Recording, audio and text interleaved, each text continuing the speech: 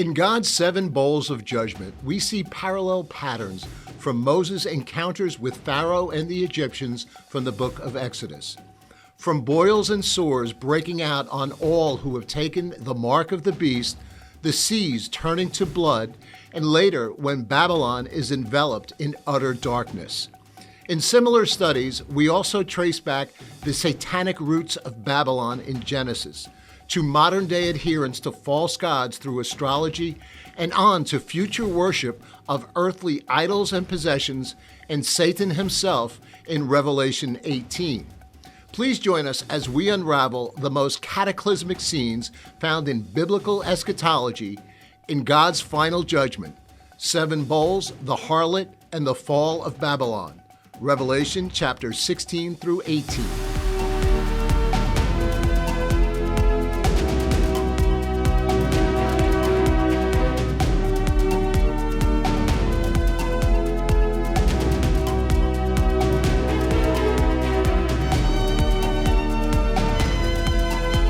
Hello, everybody. My name is Mark. You're watching or listening to the Russick Outlook. Thank you so much for joining. Today is part 6 of the book of Revelation. It's a series that we've been covering. It's subtitled God's Final Judgment, 7 Bowls, the Harlot, and the Fall of Babylon. We're going to be covering 16 through 18, and it's been a journey, and it's been a passion that I've certainly enjoyed, and I hope and I trust that you have. And I've received some wonderful feedback and some additional information that I was not aware of. So, kudos to the people out there engaging one another. The Bible says iron sharpens iron, so I certainly welcome those comments. And if you feel like this information is worthwhile, certainly I'd appreciate if you could share it with others, let them know. And before I begin with this, I'd ask if you wouldn't mind to please, whatever the platform you're on, hit the like, ring the bell, the like button, ring the bell, and subscribe to the channel. No matter the platform, YouTube, I've asked people, please go out and subscribe on Rumble, because there will be times where I can only share information there and not on the other platforms because of the sensitivity of certain things, but not here. I believe we're safe here. But on a serious note, there will come a day where a lot of information concerning the Bible and the truth of and the veracity of Scripture, they're going to be filtering you or monitoring you. So, these are the times that we're living in, and really this is some of what has been described in the book of Revelation. Please go to therussickoutlook.com, sign up for our email list. We notify you of new events, new things that are happening, new videos that are coming out. This is part 6. You'll get a notification when part 7 is out. And I hope to turn this around quicker than I got this one out. There's a variety of reasons. There was a little delayed in this, but I have begun working on the next one, which I hope and I think will be the final. I'm just not sure. I thought this was going to be 7 videos. It might be 8 because there's a lot of information in these final 4 chapters after this. But let's get into this. So here I go. As I said, God's final judgment, 7 bowls, the harlot, and the fall of Babylon. So what we will be covering is in Revelation 16, which will cover the 7 bowls, which happens in the second half of tribulation. Then if you go to chapter 17, it goes back to the first half of tribulation, where the Word of God expands upon spiritual Babylon, which will be that world religious system. As there will be a one world government and a one world political system and military, there will be a one world religion, which engages with the false prophet. We've covered that. And then Revelation 18 goes back to the second half of tribulation, where we're going to be unwrapping commercial Babylon, the world economic system. And I've said this before, and if you're joining me for the first time, this is one of the few books that does not necessarily go in chronological order, or, if you're from the West, you read left to right, you think it's all sequential. There's some shifting back and forth, and that's what we'll see here today. There's a way of presenting information from an Eastern mindset where it's more circular, and I think you see some of that here. But nonetheless, second half, first half, second half is really how it's going to go. So let's get into this. I will say, normally I read the script. I normally cover a chapter. I'll read half the chapter, then do the breakdown. Then I go back to the second half and do the breakdown. I want to do a little bit differently concerning chapter 16, and I have my reasons for it. I want to spell out up front what you're going to see and why. Now, if you've been following me all along, you know that there are three sets of seven judgments. There's the seven seals, the seven trumpets, and the seven bowls, which is what we're closing with now. And the seal judgments, really, they present the world that's been ruined by humans. And in the trumpets, we present the world that's ruined by Satan. In this instance, these are the seven bowls where the Lord comes back and he reclaims the world, the title deed, if you will. And there's some interesting parallels here, and I'm going to point this out because some of the things that were poured out upon the Egyptians in the book of Exodus when Moses and Aaron engaged Pharaoh, and eventually leading to the freedom of the Jewish slaves. We see some of that here, and I'm going to point that out. So if you can, and you're following me on video, let me show you some things that I've highlighted. There will be ugly and painful sores that will break out on all who have the mark of the beast. And it does say all. So everyone who has the mark at this point, which is going to be the majority of the world, they will have these sores break out on them.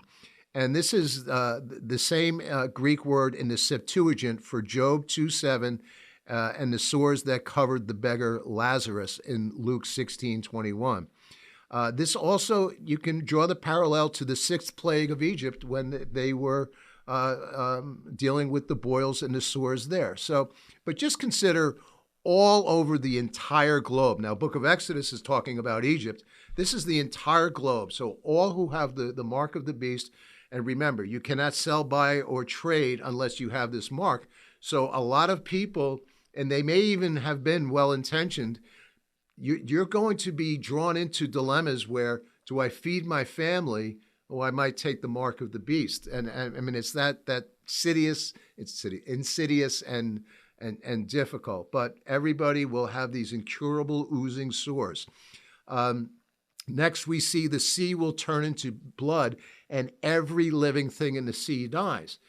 If you remember the trumpets, I think, second trumpet, a third of the sea became blood. This is everything. The entire seas become blood.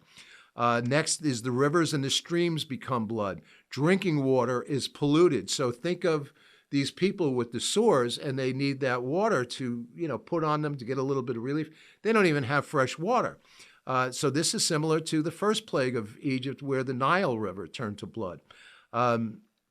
And no clean water to clean the souls, for the souls of martyred saints are underneath the altar. And this is really like an avenging, I should say, that we saw. If you think about Revelation 6, which I think was the third video, where the slain martyrs are underneath the altars looking for redemption, this is where we start to see that redemption. Next, people are scorched by the intense heat of the sun. There was, and we know that it was 7 times. If you go to Isaiah 30:26, there is a prophecy about this. And Dr. Henry Morris, who's an esteemed scientist and researcher, wrote a book called The Revelation Record. And he said if the sun was intensified 7 times, or when the sun will be intensified, the Arctics would melt, which would raise the sea levels by approximately 200 feet. Consider that New York City is 33 feet above sea level. Most cities, I would say 7 to 10, 20, 40, maybe, I don't think more than 40 to 50 feet above sea level. For those in America, I don't know, the other cities in other continents off the top of my head anyway. But think about Katrina in New Orleans and how devastating that was. I think they are like 3 or 4 feet below sea level. So that's going to be pretty horrendous. And then also consider all ocean transportation will be gone, eliminated. Next, you have the darkness covers the kingdom of the beast, which is Babylon. similar to what we saw with darkness in plague number 9. Then you had the Euphrates River dried up, where this enables the kings of the east to eventually get into the valley of Megiddo or Armageddon. We'll cover that. And finally, there is an earthquake that splits Jerusalem into 3 parts, and it's felt around the world. There are also 100-pound hailstones that accompany this. So let me show you here on video. I'll read the scriptures. On the top, I've outlined what the 7 bowls cover, which is the earth, the oceans, the rivers, the sun, darkness, Euphrates River drying up, and Jerusalem being split in 3s. And I heard a great voice of the temple saying to the 7 angels, "Go your ways and pour out the vials of the wrath of God upon the earth." And the first went out and poured out his vial upon the earth, and there fell a noisome and grievous sore upon the men which had the mark of the beast, and upon them which worshipped his image. The second angel poured out his vial upon the sea, and it became as the blood of a dead man, and every living soul died in the sea. The third angel poured out his vial upon the rivers and fountains of waters. They became blood.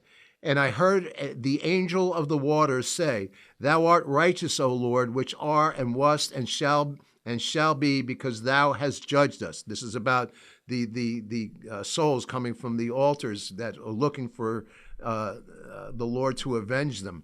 "For they have shed the blood of saints and prophets. Thou hast given them blood to drink, for they are worthy." And I heard another out of the altar say, "Even so, Lord God Almighty, true and righteous are thy judgments." And the fourth angel poured out his vial upon the sun, and power was given to him to scorch men with fire. And the men were scorched with great heat and blasphemed the name of God. And I highlighted that here because you're going to see a lot of this, where blasphemy and people are just so angry. And I guess what I want to point out is you would think that as all of these calamities are coming upon the earth, that they would cry out and repent, but they're doing the opposite. They're cursing God. They're shaking their fist at God. And the fifth angel poured out his vial upon the seat of the beast, and his kingdom was full of darkness, and they gnawed their tongues for pain. So, and this is utter darkness. Think about the darkest dark, where you can't even see, a foot or 2 feet in front of you. And what happens? And they blasphemed the God of heaven because of their pains and their sores, and they repented not of their deeds. Continuing along, the sixth angel pours out his vial on the great river Euphrates. The water thereof is dried up, and that the way of the kings of the east is prepared. And I saw 3 unclean spirits like frogs come out of the mouth of the dragon, and out of the mouth of the beast, and out of the mouth of the false prophet. For they are the spirits of devils, demons, working miracles, which go forth unto the kings of the earth and of the whole world, to gather them to battle for that great day of God Almighty. This is Jesus speaking now. "Behold, I come as a thief. Blessed is he that watches and keeps his garments, lest he walk naked and they see his shame." So, he comes as a thief, and, suddenly, 2 Peter 3:10 through 12, we're secretively at the rapture, where he says, "I come like a thief," which is 1 Thessalonians 5:2-4. So there's a difference between the two. And it goes on to say, "And he gathered them together in the place in the Hebrew tongue called Armageddon. The seventh angel poured out his vial into the air, and there came a great voice out of the temple of heaven from the throne. It says, 'It is done.' And there were voices and thunders and lightnings, and there was a great earthquake, such as what has not since men were upon the earth, so mighty an earthquake and so great. And the great city was divided into 3 parts, that's Jerusalem. And the cities of the nations fell, and great Babylon came in remembrance before God, to give unto her the cup of the wine of the fierceness of his wrath. And every island fled away, and the mountains were not found. And there fell upon men a great hail of heaven, every stone about the weight of a talent, which is 100 pounds. And men blasphemed God because of the plague of the hail, for the plague thereof was exceedingly great." So there you have the final 7 bowls. And again, just pointing out that they're not repenting, they're cursing God. So as the river Euphrates is dried up, I just want to talk briefly about Armageddon because, we constantly hear that, but you see this a lot in the movies, Hollywood, books about it. But interestingly enough, it's only mentioned Armageddon. The word Armageddon is only mentioned the one time, 1616. It refers to what's called the Jezreel Valley, which is 14 miles wide, 24 miles long. And in Hebrew, it is called Har Megiddo, Hill of Megiddo, the slaughter along the Jezreel Valley. It is the gathering place for the final battle against Israel and the God of Israel. What starts in the valley of Megiddo at the Kidron, ends at the Kidron Valley in Jerusalem. So it goes all the way down from up north in that Galilee region, and it goes down and it stops in the Kidron Valley, which surrounds Jerusalem. So it's almost like the Lord did not want that blood going into Jerusalem. This is also known as the Valley of Jehoshaphat. In Hebrew, it is called Emek Yehoshaphat, where it means the valley where Yahweh will judge. Now, I showed a number of pictures in the last video of this area, and I was there 5 or 6 years ago. And, I remember looking out and seeing this vast, just almost as far as you could see land. And I was like, oh yeah, I can envision this. I could see what John was referring to. And I had a little misnomer where it says this is the gathering place. So this is where all the armies that will come against Israel will gather, and then they'll go down to Jerusalem, to the Kidron Valley, and there'll be battles along the way. I did want to point out Zechariah 14, 1 through 4, and it says this: Behold, the day of the Lord comes, and the spoil shall be divided in the midst of thee. For I will gather all nations against Jerusalem to battle, and the city shall be taken, the houses rifled, and the women ravished, and half of the city shall go forth into captivity, and the residue of the people shall not be cut off from the city. Then shall the Lord go forth and fight against those nations, as when he fought in the day of battle, and his feet shall stand in that day upon the Mount of Olives. This is the return of Jesus, Zechariah is referring to, which is before Jerusalem on the east, and on the Mount of Olives, where he was crucified, shall cleave in the midst thereof towards the east and toward the west, and there shall be a great valley, and half of the mountain shall remove toward the north, and half toward the south. So this is describing what is happening just prior to and as Jesus arrives, and he comes down on the Mount of Olives, and really the topography is redone forever. So we're going to move now to chapter 17 and Babylon. I'm going to spend a few minutes, we'll cover the first half of it, and then I want to do a little bit of a historical background on Babylon, because the history there bears up to what it will be. I'll put it that way. So Babylon, second most city referenced in the Bible more than 300 times. In the book of Revelation alone, it is mentioned or referenced 42 times. There are 404 verses where this is mentioned in Revelation. That's approximately 10% of the Bible. So let's read this. Let's go to the video. And there came one of the 7 angels, which had the 7 vials, and talked with me, saying with me, Come hither, I will show thee the judgment of the great whore, or harlot, as some translations say, that sits upon many waters. So we've talked about this before. When he talks about many waters, it's that sea of humanity, the sea of the nations. This is mentioned, whore or harlot, 3 times here, chapter 17, verse 1, 3 times in chapter 17, verse 1, and 15 and 16. So let's go on to verse 2. With whom the kings of the earth have committed fornication, and inhabitants of the earth have made drunk with the wine of her fornication. So we're talking about the false religion. This is really the false prophet, and so just it's a one world religion that the aim is twofold: is to point people to worship Satan, but most importantly, from his perspective, is to point people away from God, away from Jesus. And really, you see a lot of that today. It's almost like, and we'll cover a little bit of this shortly, where you have all these false religions, and as long as your eyes are in your heart and your spirit is not focused on Jesus, then he's going to accomplish what he set out to do. And it goes on to say, so he carried, this is John speaking now, so he carried me away in the spirit into the wilderness, and I saw a woman sit upon a scarlet-covered beast. So we're talking about, the beast here, the Antichrist, full of names of blasphemy, again, blasphemy, cursing God, having 7 heads and 10 horns. We covered this in the last video and the importance of this. And, we talked about it, and I referenced Daniel, and the empires and the animals that we see that are referenced to this.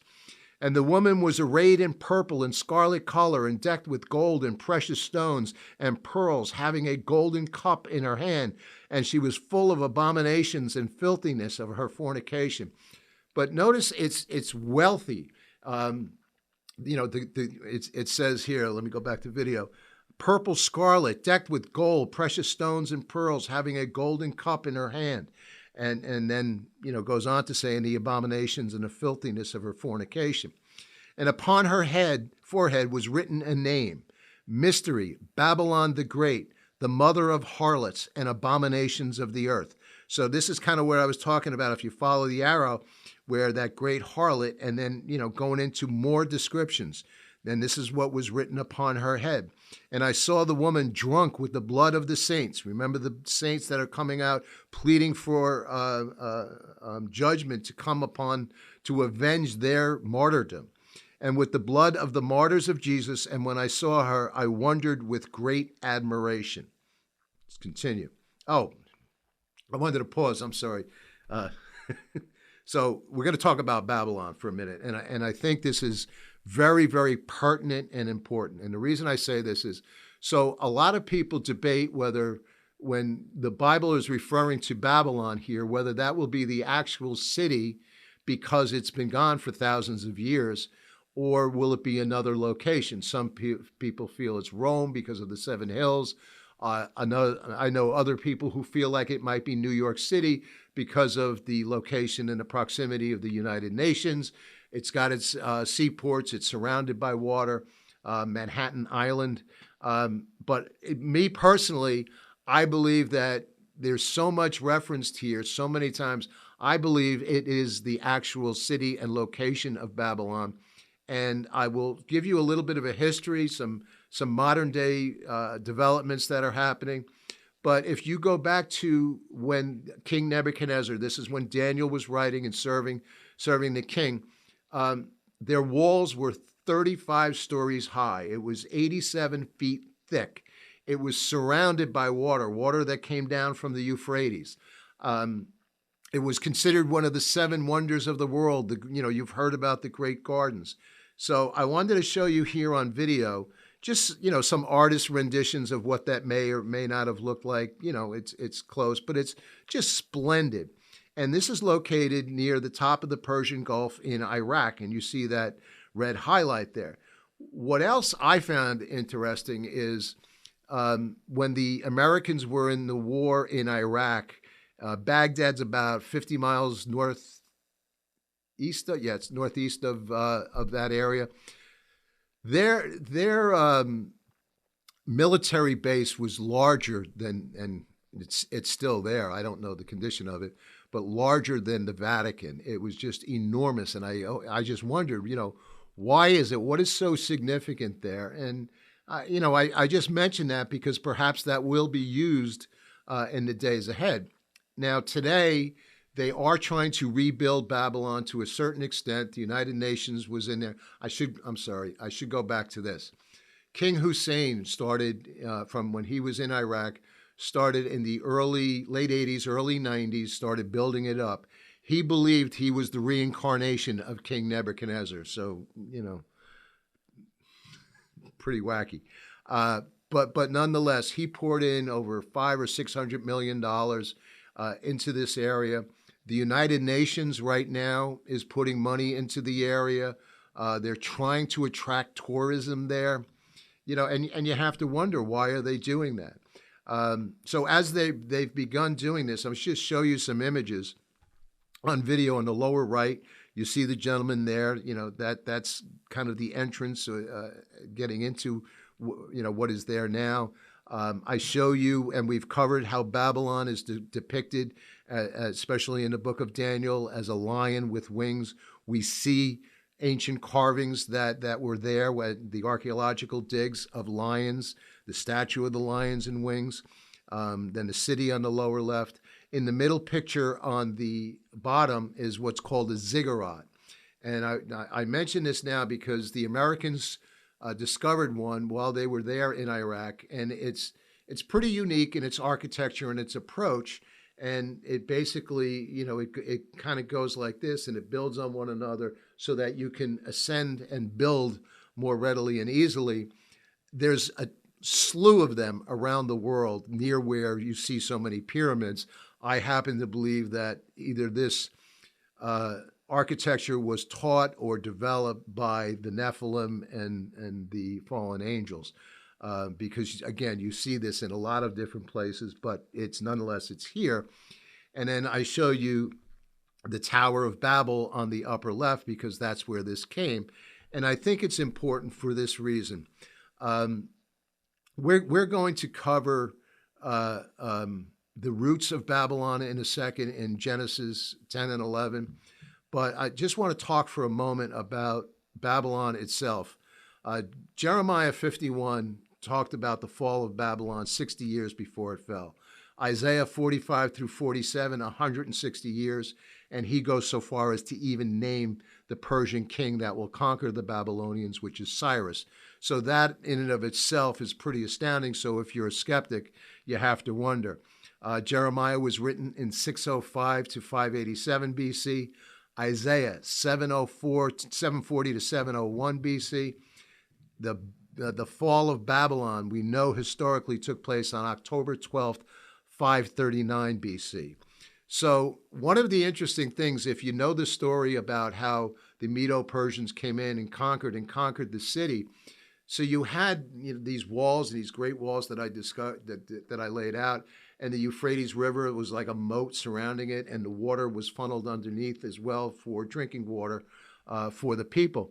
So what the Medo-Persians did is they formed a block upstream, I don't know how many miles up, so where the water couldn't get in any longer, and eventually it dried up.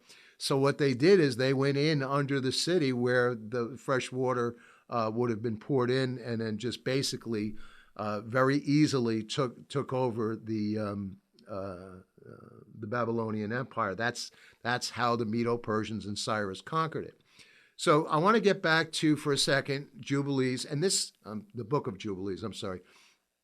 This is very important because I want to show the deviant history that is locked in from, just right after the flood. We can point this to, because of, as I said, Babylon next to Jerusalem is the second most mentioned city. So a few things here. Back to video.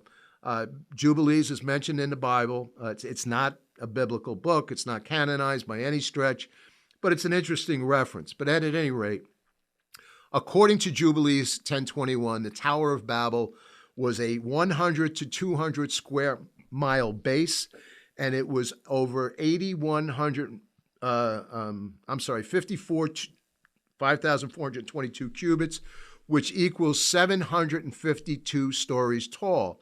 And according to Jasher 9, it took 1 year to get to the top. So if you remember, let me go top right.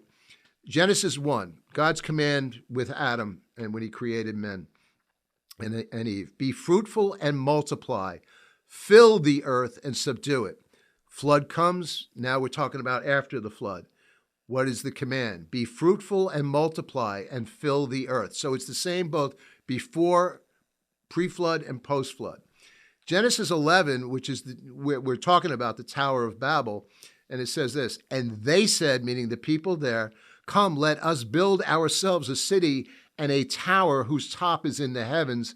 Let us make a name for ourselves, lest we be scattered abroad over the face of the whole earth. So here you have Genesis saying, the Lord saying, I want you to fill the earth, to scatter, to go out and subdue it.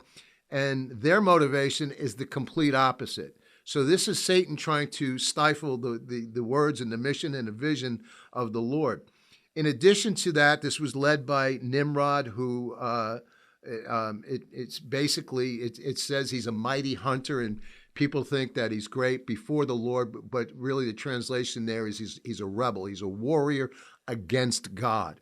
And one of the primary religions there, one of the gods that spawned out of this was Anu, and he was the figurehead that spawned other religions. So it was almost similar to what you would see today in a lot of modern day acronym, where they'll just they'll point that anything can be God, and and one God is the same as the other God, and et cetera, et cetera. But this was the birthplace of false religions, and whether this is ironic or not, but if you see this God in one of the ancient statues or carvings, it's a goat's head, which really, if you think about, is the symbol of Satanism. So how big is 752 stories? Well, I'm going to give you an example here on video. What's called the Burj Khalifa, which is in Dubai, is the tallest building in the world. It's 160 stories. This is 4 times larger. And I show you New York City, the skylines there, and other skylines. So the largest structure that we have today is dwarfed by what the Tower of Babel was and was trying to accomplish. Finally, I want to point to astrology, because this is the birthplace of astrology. And if you know a lot about, I've covered a lot of this in the Nephilim, in the pyramids. A lot of the pyramids, especially the Great Pyramid, point specifically like within mathematical precision of certain stellar constellations. And the Lord, so in Genesis 1:14, I'll put it this way, and God said, let there be firmaments in the light of the heaven to divide the day from night. This is in creation. And let them be for signs and for seasons. So he's telling you the lights, the stars, the heavens, the moon, the sun is for, in addition to, day from night, it is for signs, and God uses them for signs. There are more than 800 verses declared where God concerns the times and the seasons. That's an average of 1 per page of the entire Bible. I did a study on this fairly recently, 2 or 3 months ago, on the gospel. The full gospel is written in the stars. It has nothing to do with astrology. But if you follow those constellations from Virgo the Virgin to Leo, King Leo, Jesus from the tribe of Leo, it's laid out there. But what Satan has done, like he always does, he mimics and he distorts and he turns to evil what God has intended to do. So interesting here in the same region of Babylon, and we'll get back to where we were in Revelation, the archaeologists believe that the Tower of Babel was a ziggurat, I've described this, at Marduk's great temple in Babylon. Hence, the Tower of Babel was a religious structure. At the apex of ziggurats were religious shrines. These are the high places of pagan worship mentioned in Kings and Chronicles and other places. Marduk means bull calf of the sun. Hence, Marduk was a celestial god. Ziggurats are extant with levels equal in numbers to the signs of the zodiac, with each level with the color of a zodiac. At the top have been found platforms with the signs of the zodiac.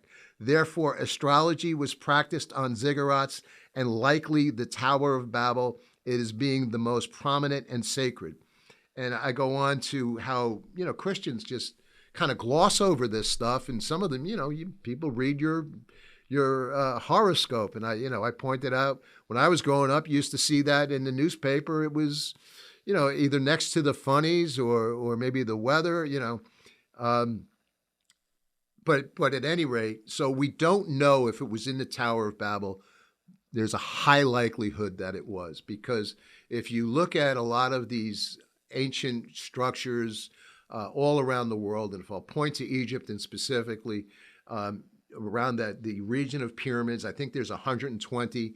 But if you see other ziggurats there, and as it said, you would go up to a level, there'd be a platform, and then you'd see these carvings of false gods and astrological signs. My point here is Babylon from the very beginning has been the place where Satan, looks to be worshipped.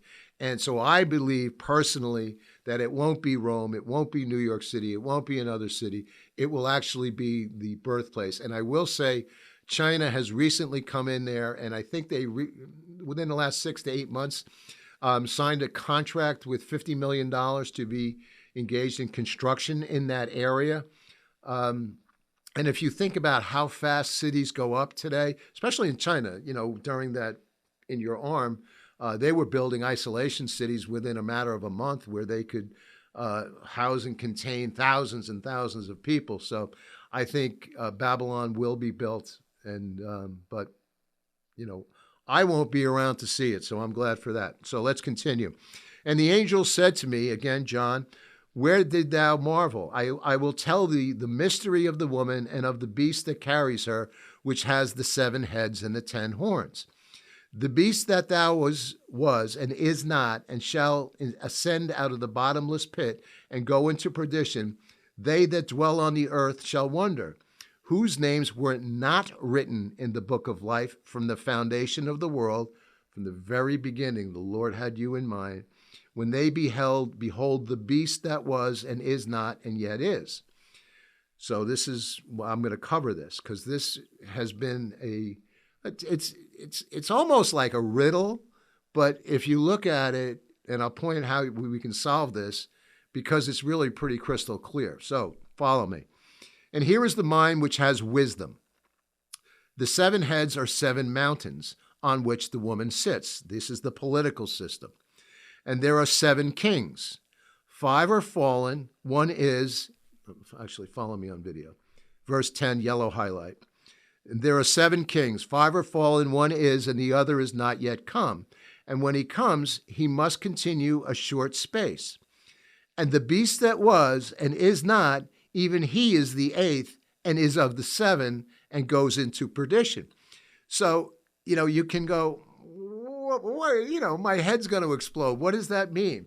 So let's break this down. And again, it goes back to the empires. And that's why I stress this not only in what we see in Revelation. I went back to Daniel in chapter 2 and chapter 7.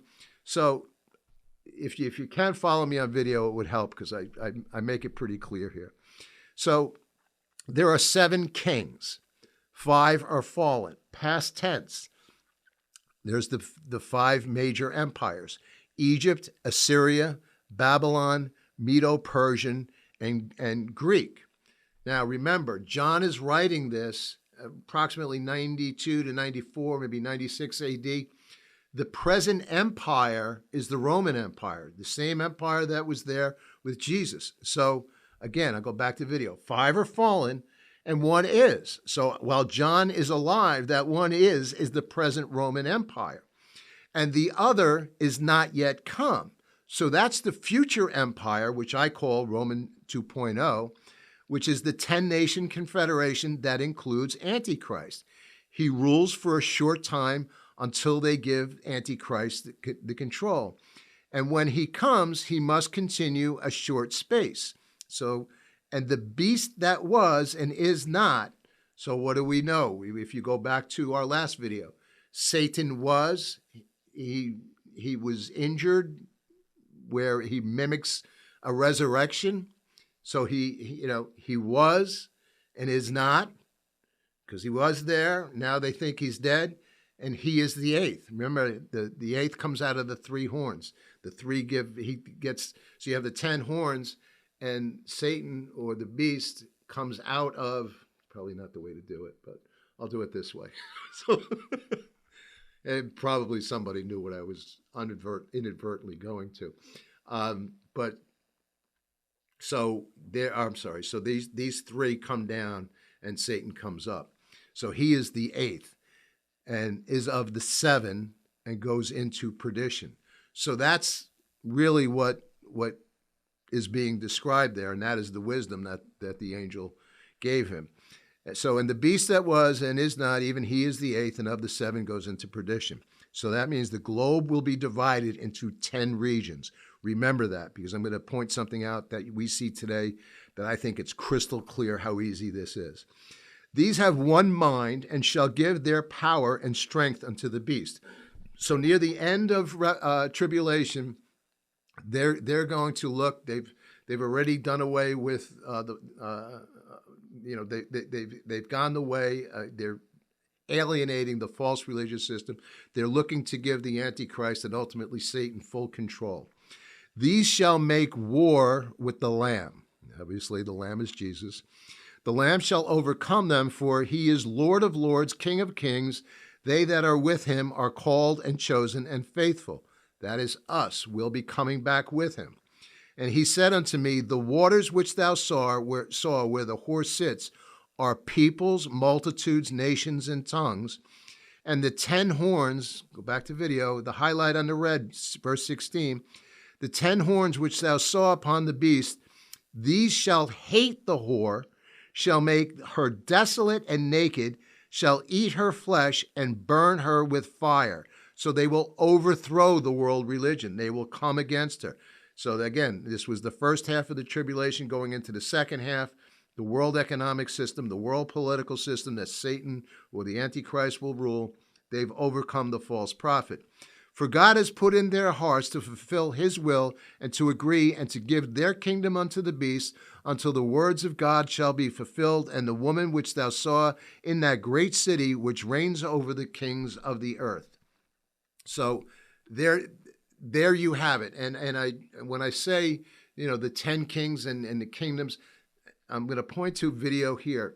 I think it's very easy to imagine this.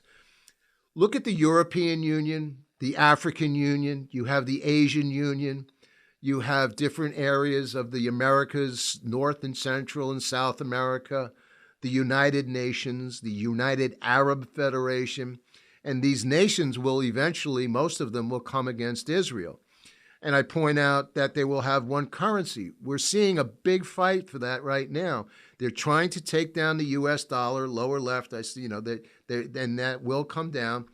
And whether it's euros or BRICS, which is Brazil, Russia, India, China, and South Africa, and they've got about another 20 nations coming on board with them.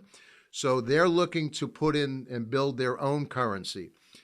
My point here is, eventually the world will be such chaos, especially when we're taken out, that they will look for a leader who can solve their issues. And if you think about the breakup of the nations, it's pretty easy to imagine 10 kingdoms. I mean, I remember in the early 90s, especially after Hal Lindsey's book came out, The Late Great Planet Earth, you saw the European Union come 1, 2, 3, 4. Oh, there's 10. That's it. There's 10. Now there's 20 something. I lost track.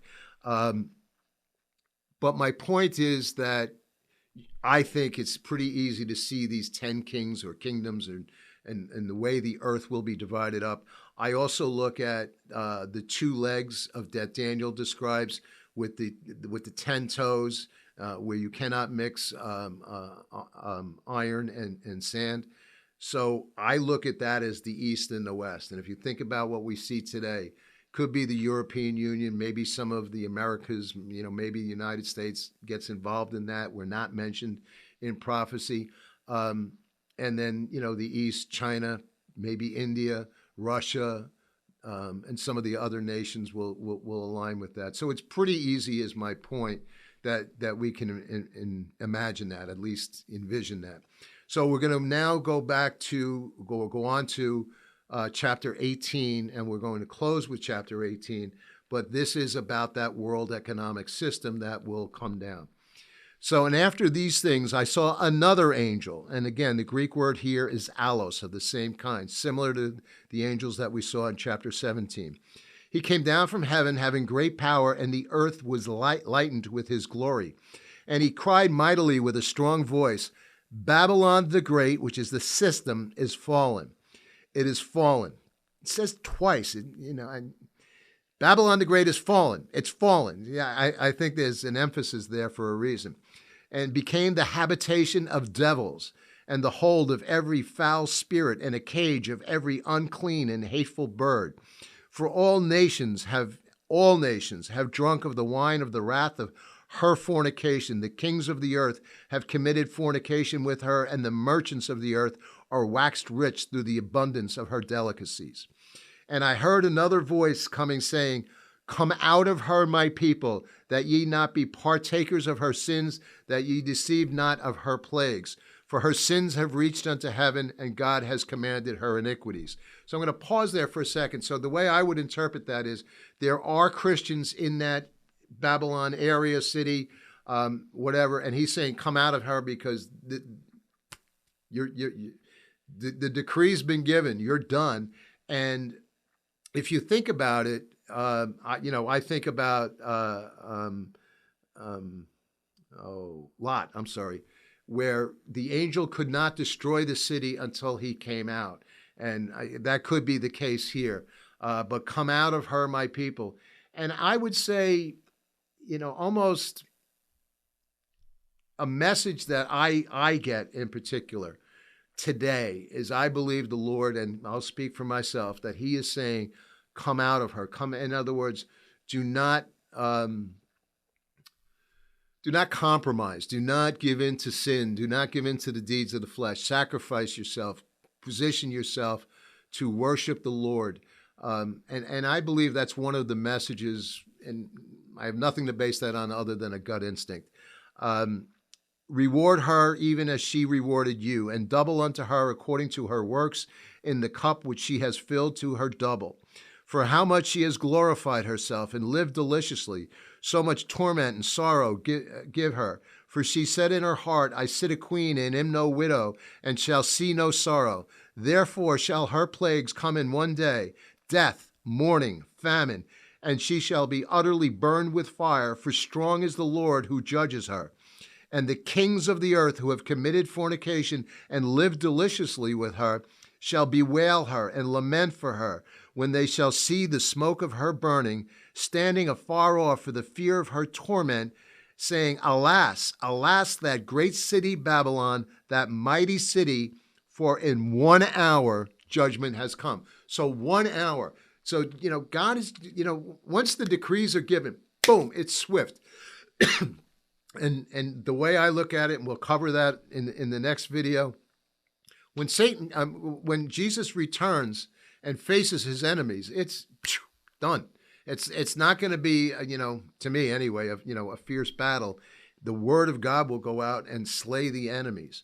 So looking as we wind down, follow me here on video if you're able to. And the merchants of the earth shall weep and mourn over her, for no man buys their merchandise anymore. So they're seeing the city burn. They're seeing their livelihoods burn. And I highlighted in green, and I broke this up. Think of all the things that will be sold and traded and created and manufactured here in this city. The merchandise: gold, silver, precious stones, pearls, fine linen, purple, silk, scarlet, thyine wood, manner vessels of ivory, all manner vessels of most precious wood, brass, iron, marble, cinnamon, odors, ointments, frankincense, wine, oil, fine flour, wheat, beasts, which is another word for cattle, sheep, horses, chariots, slaves, and souls of men. So my point here is this will be an enormous metropolis where great trade will happen. And this is where the kings of the earth are, they're seeing all of this. And they're, and again, the trade is going through. It could be coming up the Persian Gulf. And they're seeing their city burn. They're seeing this great city, and it's gone in an hour. And notice, too, that the Lord said, come out of her, and then following that, we see it's gone in an hour. And the fruits that thy soul lusted, and after they are departed from thee, and all the things which were dainty and godly are departed from thee, and thou shalt find them no more at all. The merchants of these things, which were made rich by her, shall stand afar off for the fear of her torment, weeping and wailing. and saying, Alas, that great city which was clothed in fine linen and purple and scarlet and decked with gold and precious stones and pearls. For in 1 hour," we hear that again, "so great riches is come to naught. Every shipmaster, all the company in ships, sailors, and as many as trade by sea stood afar off. And they cried when they saw the smoke of her burning, saying, What city is like unto this great city? And they cast dust on their heads. They cried, weeping and wailing, saying, Alas, alas, that great city wherein we were made rich, all that had ships in the sea by reason of her costliness. For in 1 hour," again we see that 1 hour, "she is made desolate." So much of a theme that I see here in these chapters is, they blaspheme God, they repent not, they curse God, they shake their heads, they're looking at the city burn, and what are their minds are, oh my God, there's all my possessions, there's all my, what they would value as themselves, is what they see, that they see worth in that, which so many people do today. They think that the worth is found in the cost of their home, or where they work, or how much they earn. The price of which we should value ourselves is what is our relationship with Jesus? Do we know Jesus? Are we serving Jesus? Are we a disciple of Jesus? That's the true value of a man or a woman. So as we wind this down into the final closing verses of chapter 18, it's interesting. So it says this: "Rejoice over her." Now we go back to heaven. Right? The shifting in scenes. We've gone from the earth and people wailing and lamenting. "Rejoice over her, thou heaven, you holy apostles and prophets, for God has avenged you on her. And a mighty angel took up a stone like a great millstone. He cast it into the sea, saying, Thus with violence shall the great city Babylon be thrown down, and shall be found no more at all. And the voice of harpers and musicians and pipers and trumpeters shall be heard no more at all in thee, and no craftsman or whatsoever craft be shall be found in any more in thee. And the sound of a millstone shall be heard no more at all. And the light of a candle shall shine no more at all in thee, and the voice of the bridegroom and of the bride shall be heard no more. For thy merchants were the great men of the earth, for by sorceries were the nations deceived." So by the devices of the enemy, the devices of evil. "And in her was found the blood of prophets, of saints, and all that were slain upon the earth." Getting back to the martyrs on the altars, crying for avengement, for revenge, I should say. So that's it. That's where we're going to close now, and where we're going to go to in the next video, which I think will close it, but I don't know. And I've got a reason for it, because before I need to cover something with you before I get into Jesus' return in chapter 19, because it's very significant to what we see in chapter 19. And it also ties in, I will say, to not only the return of Jesus, but again, it ties back to the rapture, and I'll show you. So this closing one we'll talk about the return of the King. This will also go into the judgment. It will go into the new millennium. It will cover eventually, near the end of the millennium, Satan will come back for a short time. We're going to get into all of this, what the roles of the people are. You will be working. You will be working and enjoy it. I'll put it that way. We'll have jobs. We're coming back to the earth. We'll be with Jesus for 1,000 years, where he will reign in Jerusalem. So we're going to cover so much, the great white throne judgment, and then we're going to close with the new Jerusalem, that because the earth as we know it and the heavens as we know it will be no more. And then we will go into eternity. So there's so much to unpack in this next video. I hope you'll join me. I hope, again, I'm thinking to get it done in one video, but I'm not sure.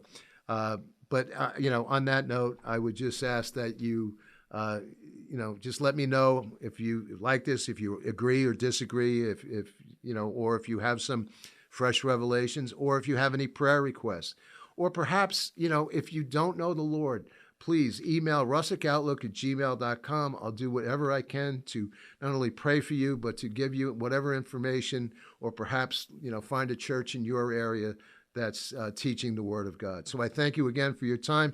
My name is Mark. You've been listening to the Russick Outlook. And remember, as always, just my opinion.